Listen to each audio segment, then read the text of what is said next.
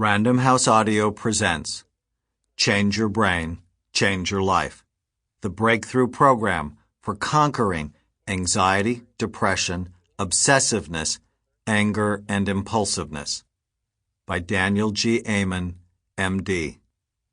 This is the author, Daniel G. Amen. Introduction to the paperback edition. Since Change Your Brain, Change Your Life was first published in January 1999, my clinics, the Amen Clinics, have had an overwhelming response from people in the United States, Canada, and even Europe. We have seen adults, teenagers, and children as young as 3 years old who suffered with depression, anxiety problems, aggression, attention deficit disorder, bipolar disorder, obsessive-compulsive disorder, and post-traumatic stress disorder. Using the new imaging technology, these patients and their families were able to see the underlying brain problems that were driving their emotional and behavioral symptoms. Rather than blame themselves for having a weak character or a mental illness, they were able to more clearly understand the origins of their struggles and get the right help with more targeted, more effective treatment. All of us at the Amen Clinic have been so incredibly gratified to find that the book has had such a positive impact on people's lives.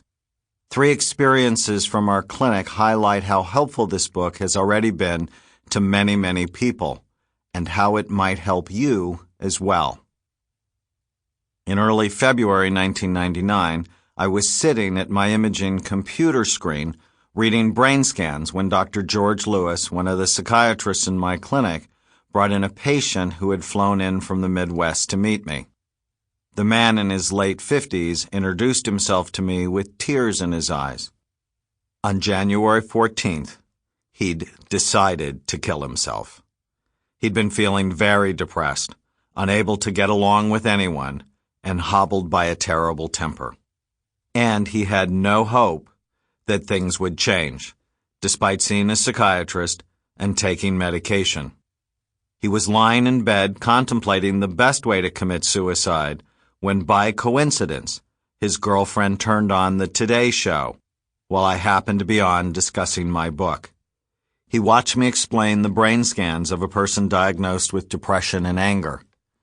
He heard me say that there was hope for people who suffered from these problems, that many, quote, psychological problems are in reality brain problems, and that through new imaging techniques we can see many of them and create more targeted and effective treatments. This patient went out and bought the book, did the checklists, and discovered that he probably had a left temporal lobe problem, which is where his anger came from, a deep limbic system problem causing his depression, and a prefrontal cortex problem which gave him attentional and impulse control problems. He decided to come to my clinic on his own. As part of our evaluation, we ordered a brain SPECT study. He had predicted his own scan perfectly. He had very poor activity in his left temporal lobe, too much activity in his deep limbic system, and poor prefrontal cortex activity. We often see this scan in patients who have clinical symptoms of depression, anger, suicidal behavior, and attentional problems. Dr. Lewis put him on a combination of medications and followed him closely over the telephone. Within 3 weeks, this man had dramatically improved. He no longer had suicidal thoughts, his mood was more positive, and his mind felt sharper and more focused. He told Dr. Lewis that we had saved his life. In early March, we heard from an Israeli woman who had bought the book in the United States while on holiday. She'd suffered her whole life from angry outbursts, cyclic depression, and attention problems. After reading the book and completing the checklists, she predicted she had a left temporal lobe problem, a limbic problem, and a prefrontal cortex problem. Doctors in Israel had told her to get counseling, and she'd already spent vast amounts of money with no benefit. She came to our clinic and saw Dr. Brian Goldman, who ordered a spec study to evaluate her brain function. Her scan was very close to what she predicted. Dr. Goldman started her on a medication regimen along with other brain-based strategies described in this book. He then communicated with her regularly on the telephone and through email. Within weeks, she reported feeling calmer, in better control of her temper, and more focused. All the counseling in the world would do her little good until her brain worked right. Several months later, I was lecturing at a teachers' conference in the Northwest. A woman came up to me after one of my sessions and told me how much she enjoyed my book. She said that before she'd read it, she hadn't really believed in mental illness. She thought that people who suffered from depression, anxiety, or obsessions were just weak-willed. The book allowed her to see people who suffered from these problems in a different light. Shortly after she finished the book, her daughter called home from college. The daughter said that she'd been feeling depressed and had suicidal thoughts. Before she had read the book, the mother told me, she would have told her daughter to snap out of it, to go to church and pray harder.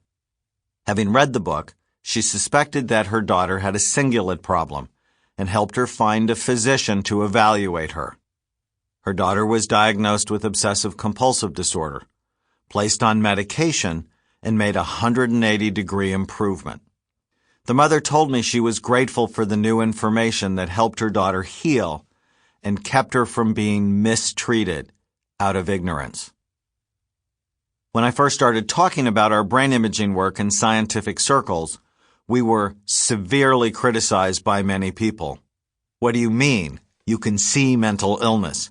You must be crazy if you think that a functional brain imaging study has anything to say about family dynamics. Yet the critics are being quieted. What I talk about in this book works. In 1998, I published 5 peer-reviewed professional medical articles on brain SPECT imaging in psychiatry. I was honored by being asked to co-author the chapter on functional brain imaging in the comprehensive textbook of psychiatry, one of the most respected psychiatric texts in the world. In the spring of 1999, I was invited by the nuclear medicine community to give lectures at their meetings. I felt very honored when Dr. Dennis Patton, the historian for the Society of Nuclear Medicine, introduced me at one of these meetings by saying that I was a pioneer in the brain imaging field and people would read my work for years to come. There is no question in my mind that the most gratifying part of our research and clinical work is seeing people become more effective, more loving, and more capable by gaining more access to their own brain function. Many people have called our work cutting edge. We have affectionately said to ourselves that we are bleeding on the cutting edge. I'm deeply grateful for the increasing recognition of our work, and I hope it continues to help others. Introduction. Your brain is the hardware of your soul. It is the hardware of your very essence as a human being. You cannot be who you really want to be unless your brain works right. How your brain works determines how happy you are, how effective you feel, and how well you interact with others. Your brain patterns help you, or hurt you, with your marriage, parenting skills, work, and religious beliefs, along with your experiences of pleasure and pain. If you are anxious, depressed, obsessive-compulsive, prone to anger, or easily distracted, you probably believe these problems are all in your head. In other words, you believe your problem is purely psychological. However, research that I and others have done shows that the problems are related to the physiology of the brain. And the good news is that we have proof that you can change that physiology. You can fix what's wrong for many problems. Until very recently, Scientists could only speculate about the brain. Sample complete. Ready to continue?